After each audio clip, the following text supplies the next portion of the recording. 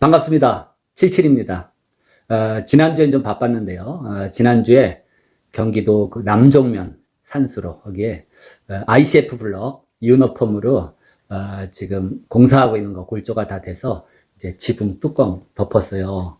265mm인가 그 징크 판넬 그걸로 지붕을 덮었습니다. 안 그래도 오늘 보니까 댓글이 올라왔는데 자 뭐 양단열 블럭 유노폼으로 집을 지금 져야 될까 뭘로 해야 될까 이런 질문도 올라오고, 아침에 제가 이 댓글을 보고 아이고 벌떡 일어나서 영상을 찍어야 되겠다 이렇게 생각을 했습니다.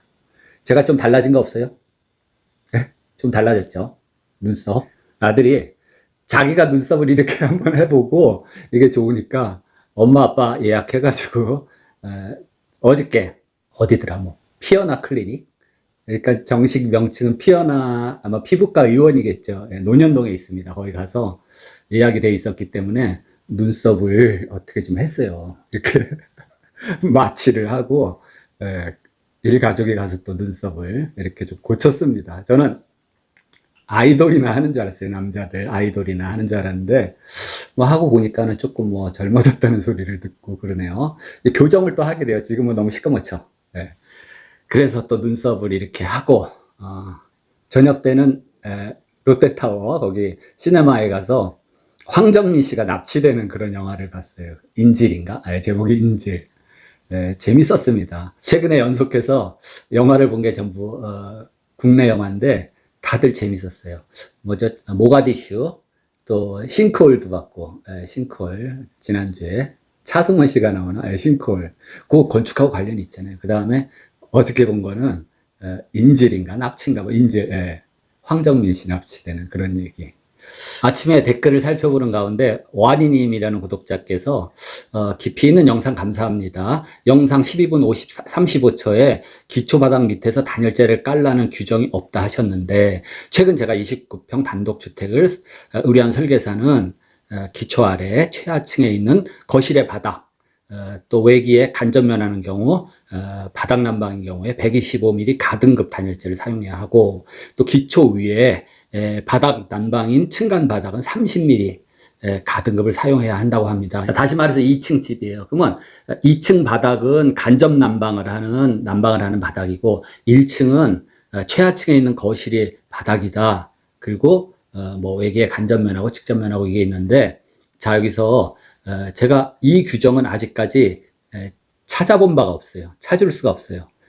기초 아래다가 125mm 가등급을 한다. 이 규정은 제가 못 봤습니다. 그 다음에 그리고 다른 유튜버 동영상을 통해서 기초 아래 단열재를 안 깔고 하는 경우를 많이 봐왔는데, 선생님 다른 영상처럼 저도 기초 아래 단열보다 기초 위 보일러 아래, 그러니까 보일러라는 게 그 난방 코일 아래 단열재를 까는 게 합리적이라 생각되는데 어떻게 생각이 되나요? 그렇게 이제 질문이 왔어요. 그래서 제가 답을 하기를 이렇게 화면에 보이시는 것처럼 이제 했는데, 이게 해석이 좀 잘못될 수도 있어요. 그리고 여기서 말씀드리지만 어쨌든 그 설계에 나와 있는 단열재 뭐 총 합계 뭐 150mm를 깐다 그러면 150mm를 기초판 위에다 깔아도 되고 기초판 아래다 깔아도 지금은 인정을 해줍니다. 근데 자 그럼 위에 까냐 아래 까냐, 저도 지난 뭐 제 과거 영상에도 이걸 한번 다뤘던 점이 있는데 여기 녹색 건축물 조성 지원법에서 나옵니다. 그래서 건축물 에너지 절약 설계에 관한 기준이라는 게 있어요. 그 기준에 2장 1절 거기에 보면은 제6조 3항에 바닥 난방에서 단열재의 설치 규정이라는 명백하게 나와 있습니다. 거기에 나와 보면은 그림에서 보는 것처럼 단열재는 기초 슬래브 바닥 위에 또는 난방 보일러 아래에다가 위치를 해라 이렇게 명백하게 나와 있어요. 근데 말씀드렸듯이 통상 지금 기초, 그것도 매트 기초의 하나죠. 매트 기초 하부에 깔아도 인정을 해준다. 저 같은 경우는 이제 한정된, 예를 들어서 뭐 100mm, 150mm의 단열재가 있다. 그러면 저 같으면 그 난방하는 그 방통미장이라고 그러죠. 그 바로 밑에다가 깔겠어요. 기초 밑에다가는 안 합니다. 왜? 그걸 설명을 드릴게요. 그 기초판, 근데 기초 중에서 온통 기초, 그러니까 매트 기초에만 해당돼요. 온통 기초. 독립 기초라든지 줄 기초 바닥에다가 단열재 깔겠어요? 그건 뭐 까는 사람도 없고 안 깝니다. 그리고 진해력도에도 문제가 있어요. 단열재. 그래서 어쨌든 매트 기초에만 해당이 되는데 다른 거 다 무시하고 이 열 용량이라는 게 있어요. 열 용량. 그래서 그림에서 보는 것처럼 그림 A는 이 난방하는 바닥, 그 난방 보일러 바로 밑에 단열재가 위치를 하고 있어요. 단열재가 노란색으로 지금 제가 그려놨는데 그 경우는 난방, 그러니까 엑셀 파이프 난방관에 뜨거운 물이 돌기 시작하면은 바닥이 바로 따뜻해져요. 왜? 단열재가 바로 밑에 있으니까. 근데 그림 B처럼 기초판 밑에 단열재가 있으면요. 자, 난방수가, 뜨거운 난방수가 뭐 70도짜리가 쭉 돌아요. 온수난방 경우 대략. 심야 보일러 난방수는 더 온도가 높지만 어쨌든 그러면 그 방통 미장이라 그러죠. 방바닥 몰탈 미장이 뜨뜻해지면서 그 열이 어디까지 가겠어요? 그 기초판까지 갑니다. 기초판까지 비로소 뜨뜻해져야 그때 바닥이 올바른 이 열기를 뿜지 않겠냐. 시간이 꽤 많이 걸리죠. 그건 왜냐하면은 콘크리트라는 것이 더워질 때까지 열을 흡수하고 저장을 해요. 그거를 열 용량이라고 합니다. 열 용량. 열 용량 뭐 공식은 비열 곱하기 비중이다. 뭐 이런 것까지는 아실 필요가 없는데 어쨌든 어떤 물질 1도씨를 올리는데 필요한 열량 에너지. 물이 크다고 봐요. 물이 1이면은 콘크리트는 0.5 정도. 그래도 크죠. 스티로폼 같으면은 숫자로 안 나올걸요. 0.00. 네. 열을 담을 수가 없죠. 스티로폼 같은 거 뜨거운 물에 막 삶는다고 해서 걔가 뜨거운 덩어리로 남아있어요. 그렇지가 않죠. 근데 돌이라든지 콘크리트, 특히 물 같은 거는 열 용량이 커서 열을 많이 담아놓을 수가 있습니다. 그래서 기초판, 그 슬래브 기초 밑에다가 단열재를 깔았으면 기초 전체가 소정의 온도까지 올라가야 비로소 그 최하층 바닥에 난방이 시작된다. 이렇게 이해를 하시면 됩니다. 다음 영상에서 그 단열재에 관해서 좀 자세하게 얘기를 하겠는데 단열의 원리, 단열의 메커니즘은 크게 그냥 세 가지로 또 말할 수가 있어요. 첫째가 저항형 단열재라는 게 있습니다. 저항형. 그거는 뭐냐면은 열 전도율에 관한 거예요. 열 전도율. 예를 들어서 어떤 금속이 있다. 금속. 뭐 이게 금속이라고 치면은 여기를 뜨겁게 하면은 여기다가 불을 이렇게 움직여서 전해지는 거. 열 전도라고 하는데 열 전도율이 낮을수록 단열 성능이 좋아요. 열 전도율은 낮을수록 단열 성능이 좋습니다. 이런 것들을 저항형 단열재다 이렇게 하는데 바꿔 말하면 열 전도율이 낮은 거는 열 저항력이 크다 이렇게도 볼 수가 있어요. 같은 말이에요. 그래서 열 저항이 크려면은 열 전도율이 낮아야 된다. 그러면 보통 크게 나누면은 이 공기가 굉장히 열 전도율이 낮은 물질에 속해 우리 주변에 흔한 것 중에 0.0025 와트 퍼 이거는 길이 단위 미터에 대한 온도 K입니다. 단위가. 어쨌든 이 공기를 많이 함유하면 그게 단열재가 돼요. 그래서 공기를 함유하는 방법이 이 기포 방식의 공기포 방식이 있고 또 하나는 그 섬유, 솜 같은 거. 그래서 우리 흔하게 보는 그 단열재가 뭐 비드법이나 압출법 마찬가지로 공기가 많이 이 포 담겨 있어요. 그래서 뭐 우레탄 폼 또는 스티로폼 연질 폼, 수성 폼, 뭐 경질 폼, 뭐 이런 것들이 다 폼 종류가 공기방울을 많이 함유하고 있다. 또 하나는 솜 종류죠. 울이라고 끝에 울이 뭐예요? 울이 저거죠. 솜, 유리솜, 그라스울, 락울 이런 것들이 뭐 미네랄 그런 것들이 미네랄 성분이라서 미네랄 울이라고도 하고 이런 솜처럼 생긴 것들이 또 단열재예요. 걔네들도 솜이니까 공기를 많이 포함하고 있죠. 그리고 한간에 조금 이해를 잘못하고 계시는 분들인데 이 인슐레이션 하면은 인슐레이션이라는 말은 한마디로 그냥 단열재예요. 단열재. 근데 인슐레이션 이퀄 유리솜이다. 그라스울이다. 이렇게 인식을 하는데 그렇지는 않습니다. 인슐레이션이라는 거는 광범위한 그냥 단열재예요. 단열재. 근데 우리가 목조 미주 쪽에서는 미국 뭐 뉴질랜드, 캐나다 그쪽에서는 목조 주택 많이 짓기 때문에 인슐레이션 하면 무조건 걔네들은 유리솜, 그라스울을 넣기 때문에 그런 오해가 있어요. 어쨌든 유리솜도 일종의 섬유질, 솜 형태의 무기질 단열재다. 그래서 그런 저항형 단열재는 열 전도를 막는 그런 기능의 단열재가 있을 수가 있고 그 다음에 두 번째는 이 단열에 반사형 단열재가 있습니다. 반사형 단열재라는 거는 에너지가 이렇게 고체를 타고 또는 유동하지 않는 뭐 잼 같은 거 이렇게 열이 전도가 되는 게 아니라 그냥 비처럼 파장으로 그냥 오는 거를 우리가 복사열이라고 합니다. 복사열. 예, 다시 말해서 우리가 추운 겨울에도 이 캠프파이어 모닥불을 펴놓으면요, 모닥불이 있는 이 앞쪽은 따뜻하죠. 복사열이 오는 거예요. 기온이 아무리 영하 뭐 10도래도 복사열로 뜨겁게. 그 이 뒤에는 서늘하죠. 춥죠. 예, 그래서 그런 거, 또 태양에서 오는 에너지, 이런 거 다 복사열입니다. 그러면 이 복사열을 차단하기 위해서 제일 좋은 거는 이 반사형 리플렉스, 반사형 단열재를 씁니다. 반사 성능이 좋은 게 싸고 흔한 거는 이제 알루미늄 호일, 알루미늄 박 같은 거, 아니면은 우리가 뭐 코팅을 하면 은박, 실버로 코팅을 하면은 이 반사 성능이 좋아요. 그 표에서 지금 나오는데, 자, 이 방사율, 이 표에서 보듯이 건축자재의 표면 방사율이라고 나와 있습니다. 방사. 자, 어떤 물체에 에너지가 입사가 돼요. 에너지를 갖다 때리면은 흡수를 하고 일부는 반사가 되고 일부는 또 방사가 됩니다. 투과라고도 할 수 있어요. 예를 들어서 어떤 유리에 자, 빛 에너지가 왔어요. 그러면 일부는 반사되고 일부는 유리에 흡수가 되고 일부는 투과가 돼요. 이 투과가 되는 개념을 방사라고 할 수가 있습니다. 방사. 근데 이 유리에 어떤 면에다가, 유리 면에다가 은박 코팅을 한다든지 알루미늄 호일을 갖다 붙여놓으면은 이 빛 에너지가 왔다가 유리에 일부 흡수되고 대부분이 반사를 하고 이 알루미늄 호일이라든지 금박 밖으로 방사되는 거는 굉장히 작아요.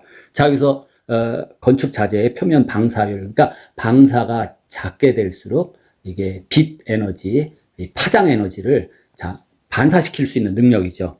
그러면 이 숫자가 큰 거는 방사율이 큰 거, 그러니까 빛 에너지를 막 흡수해서 다 뱉어내 버립니다. 다 뱉어내요. 네. 아스팔트는 0.9, 뭐 알루미늄 호일이 굉장히 작아요. 그래서 얘는 자, 방사율은 적고 반대로 반사, 리플렉스 반사는 크다.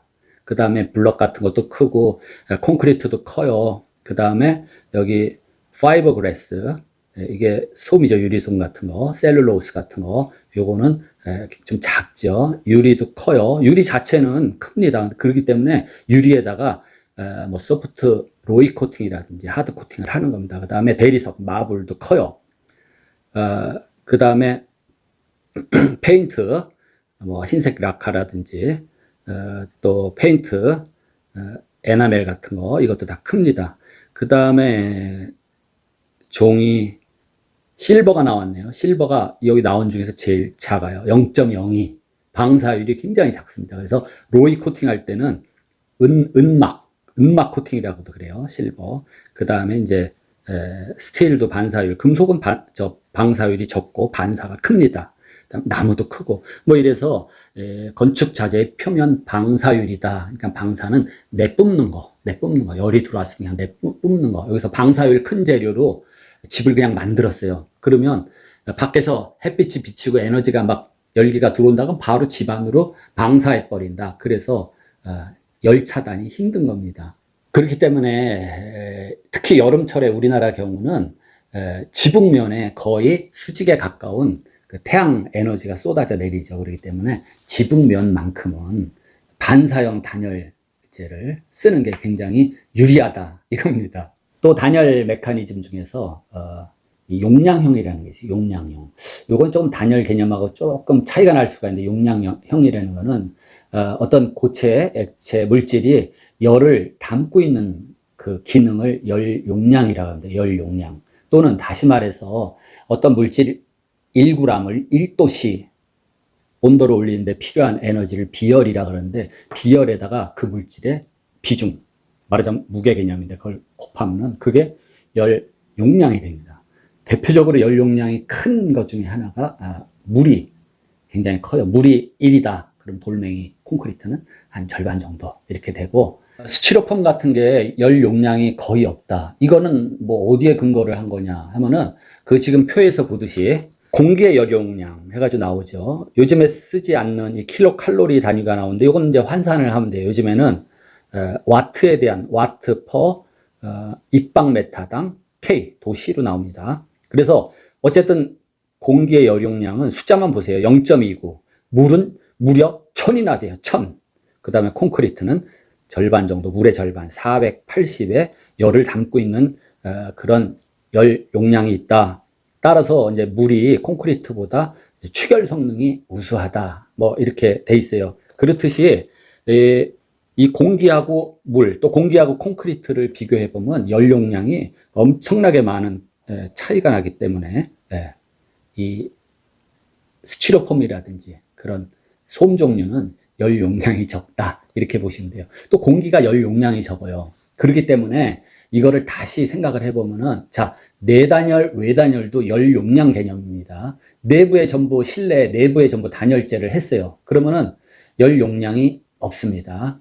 공기의 온도만 적정 온도로 올라가면 돼요. 이 표에서 지금 봤듯이, 공기가 1입방메타, 가로 세로 높이 1입방메타를 1도씨 올리는데, 이 0.29 킬로칼로리. 공기. 이 정도만 들어가는데, 자, 외단열을 했어요. 그래가지고, 바깥에 단열재가 있고, 벽체, 콘크리트로 되어 있다. 생각해봐 할 때, 이 콘크리트의 비열은 480kcal나 되죠. 1입방메타 콘크리트당.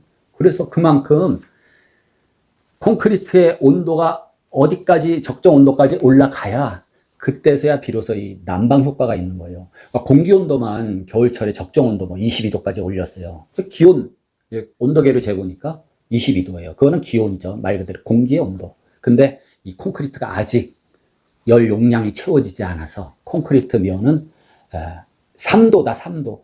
그러면 그 썰렁한 느낌, 다시 말해서 내 체온이, 내 이 피부 표면 온도 뭐 30도다 하면 30도의 체온이 복사열로 벽으로 다 뺏겨요. 그랬기 때문에 한기를 느낀다. 춥다, 추워. 그래서 이 열 용량이 그런 차이가 나는 겁니다. 그래서 오늘 핵심 얘기가, 자, 기초판 어디 위치에, 기초판 밑바닥에 단열재를 넣을 거냐, 또 기초판 위에 넣을 거냐 하면은, 지금 이제 제가 설명을 드렸기 때문에, 자, 이제 무슨 말을 하려는지 알겠죠.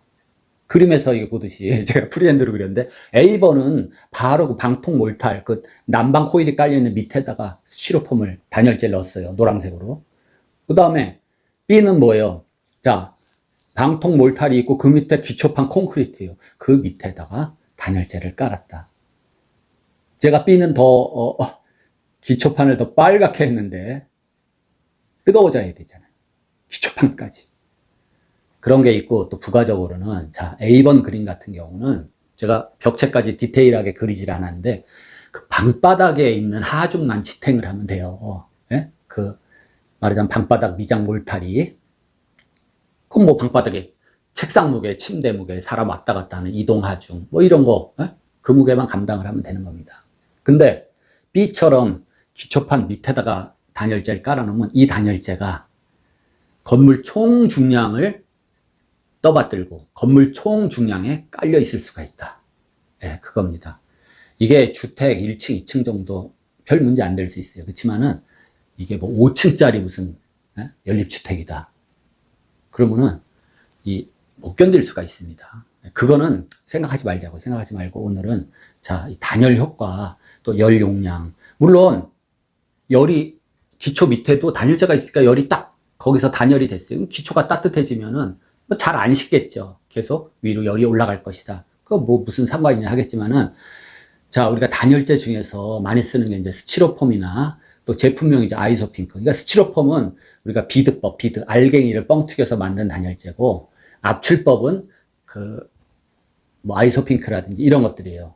지금 제가 영상에서 그거 실험하는 걸 보여드리는데, 자, 주사바늘로 잉크를 넣어가지고 찔러봤어요. 비드법에다. 줄줄 새죠. 압출법, 말하자면 아이소핑크에다 찌르니까 안 새요. 그게 무슨 말이냐면, 자, 기초판 밑에 단열재를 깐다고 해요. 그랬을 때 생각 없이 비드법을 그냥 깔았어요. 150mm. 습기, 물기가 거기에 젖어들면은 단열재가, 단열 효과가 뚝 떨어집니다. 왜? 물은 열 전도율이 높잖아요. 거기에 공기가 빵빵하게 차 있어야지. 공기는 열 전도율이 낮기 때문에 단열 효과가 있지만은, 물에 젖으면은 벽도 마찬가지예요. 단열재도 마찬가지고, 어떤 물질이 물에 젖었다 그러면 거기 단열 효과가 많이 떨어집니다. 다행히 뭐 비드법 아이소핑크를 깔았어요. 그러면 물의 습기의 영향이 적다 하더라도 이 기초 밑에 이 집안 땅에는 항상 습기가 많고 그럴 수가 있어요. 그렇기 때문에 그런 면에서도 불리하다. 나머지 판단은 여러분들이 하시고, 어쨌든 저도 뭐 법이 좀 규정이 바뀌었나 모르겠어요. 기초판 밑에 단열재를 까는 규정이 있는지 저도 한 번 더 확인을 해보겠습니다. 마치겠습니다.